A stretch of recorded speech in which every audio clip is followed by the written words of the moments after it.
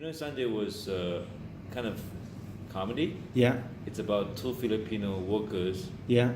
that discover a wrecked couch off the road and decided to bring it home. It's like a kind of like a road movie, okay. without the car. But if you see my two short films in Cannes, it was more like the style of City of the Last Things. Mm-hmm. This is the style I kind of prefer. I think I'm good at. Yeah. Pinoy Sunday was kind of, how to say, detour, Yeah. because I thought the story need to be kind of likable, so I don't want it to be heavy-handed. So for me, a filmmaker who can tackle comedy and dark matter, for me it's to showcase your skills, Yeah. the range as a director. So, but after I made that film, I'm kind of typecast because apparently people think I'm good at making comedy. Uh-huh. So for the next couple of films, I'm kind of stuck with that. I got offer from people about romantic comedy, family. It's like all sort of things. But I do have two scripts after Pinoy Sunday.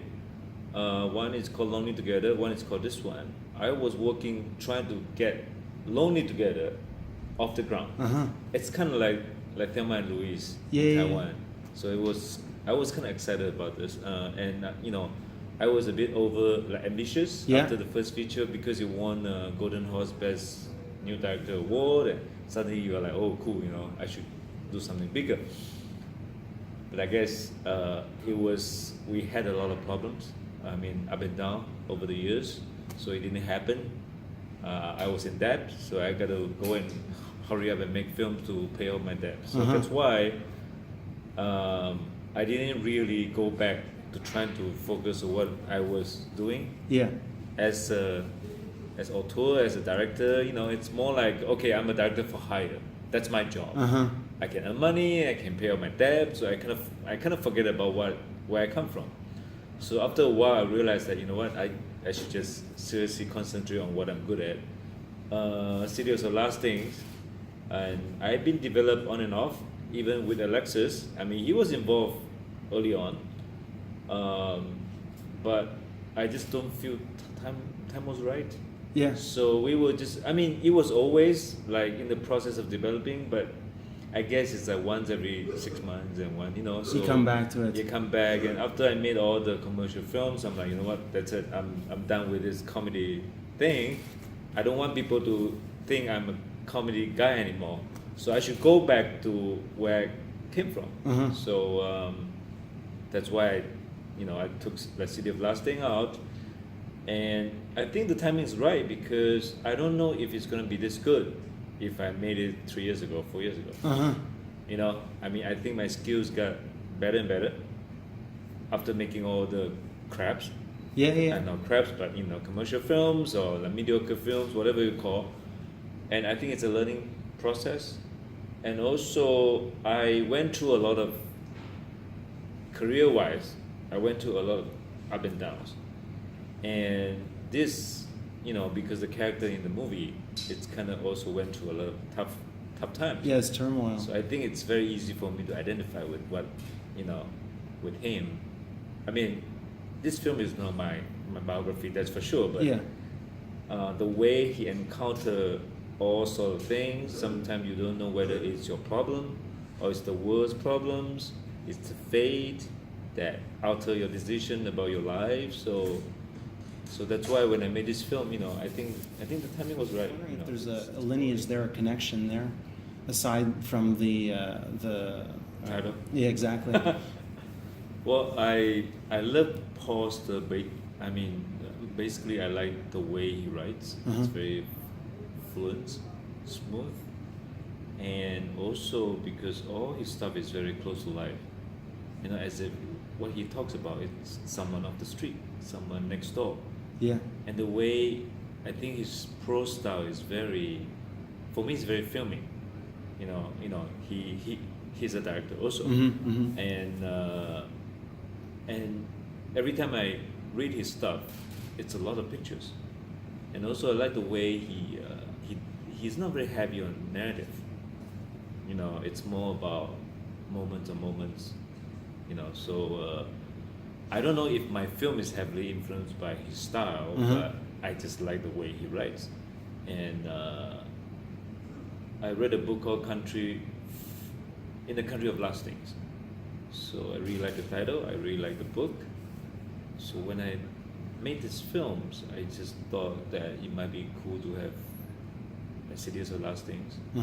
And also I know there's a 4 last thing, you know that, right? 4 last thing is heaven, hell, judgment, and death. Okay. That's a religion's term. So for me, it's the last thing is very, I don't know, I just like the way it sounds. And Yeah. give you some ideas. Yeah. You know? But in terms of the presence of the female characters, the women in the film, I mean, it just for me, I have a daughter, I have a wife, you know, and also where I come from a big family. Okay. And I think most of them, the majority of them are females. So I grew up with all the aunts, aunties, and female relatives, and we have a lot of female members in our house. I mean, my father has 11 siblings, have, including him, 16 Wow. brothers and sisters, Yeah. 11 sisters and 5 brothers. So I grew up with all the, you know, Very. all the crazy ladies. So I think that somehow, kind of maybe, Yeah. let me, you know, I feel comfortable portraying female characters, you know, I'm wondering and where your curiosity lied. Why did you decide to embed those specific elements when talking about a distant future, which doesn't seem that sci-fi in the now, as we're being tracked 24/7? Right. But I was curious about those aspects. Why you decided to include that when talking about dystopia and well, a dystopian future? when I make the future segment, Yeah.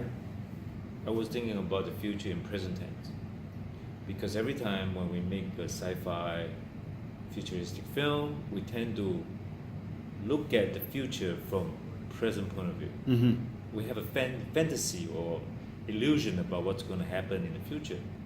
So most of the time, the technology is so cool, the special effects and all that, it's so clean, and you know, when I make future segment, I want it to be present tense. I thought about Star Wars.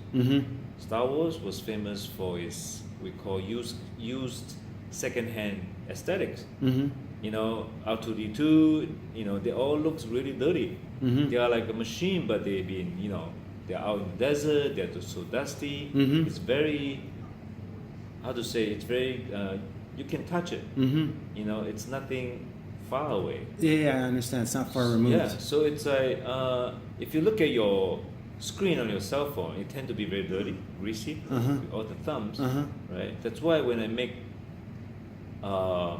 the future, all the technology, I want it to be used.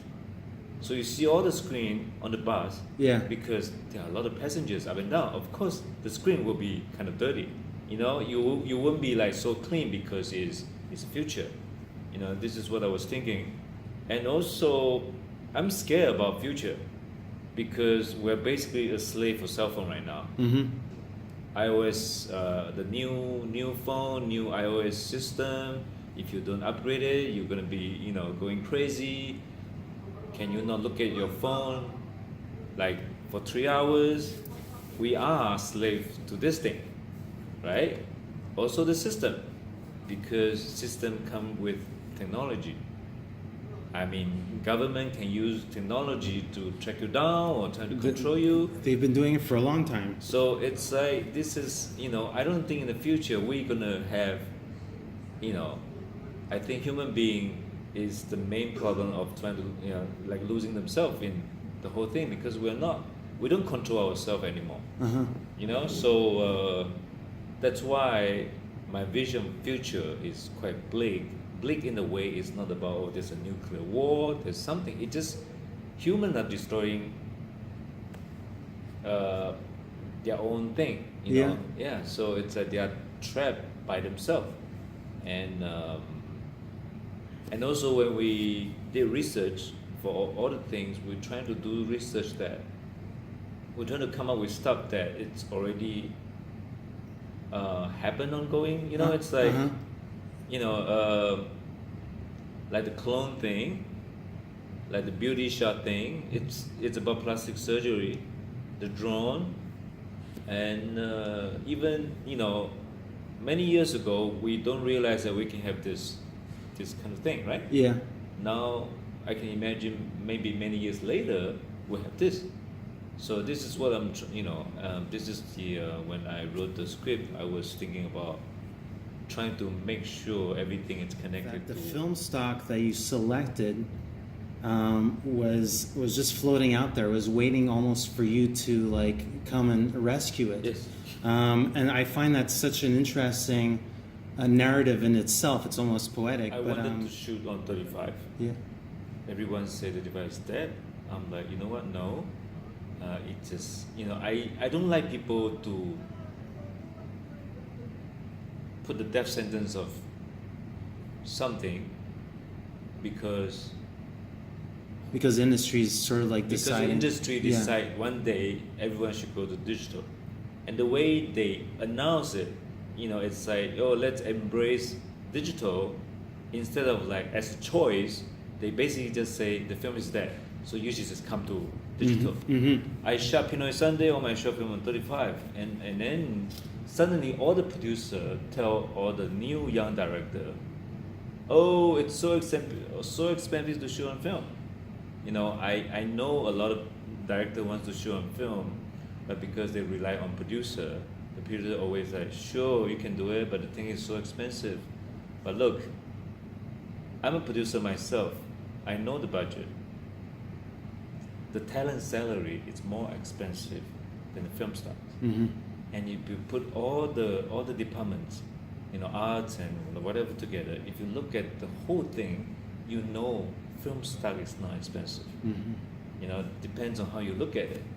So that's why I don't like people to tell me that, oh, don't shoot 35, it's dead. No way. And so I guess my mission was like to prove to people that you can still do it. Of course, the problem right now, we cannot project on 35 print. It's very hard. It's really hard now. But for shooting, you could do that. So when I was thinking to shoot on 35, people told me Kodak is very expensive, And then when I met John Louis, the cinematographer, he's based in Paris. He was like, oh, I heard there's some film stuff no one uses. It's like expired Fuji film stuff. I'm like, seriously. And then for me, I don't care what kind of brand. It's just like, you have anything that is used, unused, just grab it, and then it happened that the price is so cheap, and it's like, it was the price of the 5 years ago, like almost like 2010, the price. So because we don't have much budget, and we grab it right away. I mean, we basically just took the whole thing and shipped it from Paris to Taiwan. And we did a lab technique called bleach bypass. We were quite familiar with this technique because we did that for Respire, our first short film. So the lab and I, because we worked together for so long, they only do bleach bypass for my film. They don't do it for other films because I know how to do it. So we kind of agree on doing this because this will help to unify the tone of film because you have different kind of film because of the time. Sometimes they kind of react differently. So, because every can has a different reactions. So it might not be that consistent. With that lab technique, we can just kind of unify the whole thing. And also because the mood of the film asks for this kind of lab technique, so we did that. And I think this might be a good way because I realized that there's a lot of film stock left out there, unused, Yeah. Yeah, people don't use it anymore, but it was in storage somewhere. When I was in Seoul, I know there's a lab that has still have a lot of film stock left. So for me, this might be a good way for independent filmmaking. You know, Yeah. you want to shoot a film, you don't have to buy it, just recycle the old thing. Yeah. You know, so And there's a resurgence right now that's occurring. Yeah, Yeah. yeah. It's not And- just James Gray. It's Yeah. there's a whole breed of Yeah. filmmakers that are. yeah, like for me, it's not about comeback. It's always there. There's no comeback. It's always there. It's just that suddenly people don't pay attention anymore. And the grain you talk about, for me, I always like to use the idea that 35 is chemical. Chemical has something to do with water. Human is chemical creature. Digital is electronic. We are not electronic. So of course we respond well to 35 because it's part of our nature. There's an active ingredient to that. Yeah, Yeah. because it's so imperfect. Uh-huh. You know, the grain, the focus, the softness.